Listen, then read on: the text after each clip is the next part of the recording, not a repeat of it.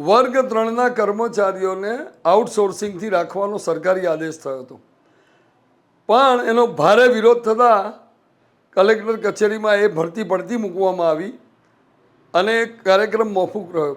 તમે સમજો, બહુ સિમ્પલ વસ્તુ છે.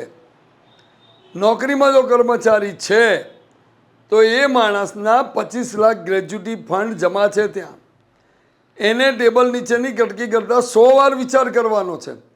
કારણ કે જો જોબ ગઈ તો એને 25 લાખનું નુકસાન છે. આઉટસોર્સિંગ કર્મચારીનું આમાંનું કશું નથી હોતું. એ ઉચ્ચક પગારથી નોકરી પર ચડે છે અને જો ચોરી કરતાં પકડાય, કટકી કરતાં પકડાય તો એને ફાયર કરી દેવાય, બસ જોબ જતી રહે. બસ આટલું જ. આ જ ભયસ્થાન છે. આઉટસોર્સિંગથી માણસો રાખો, એ માણસો પ્રજા માટે સેવાભાવથી કામ કરવાને બદલે પોતાનો અપૂરતો પગાર છે એને કોમ્પન્સેટ કરવા માટે કોશિશ કરતા રહે છે.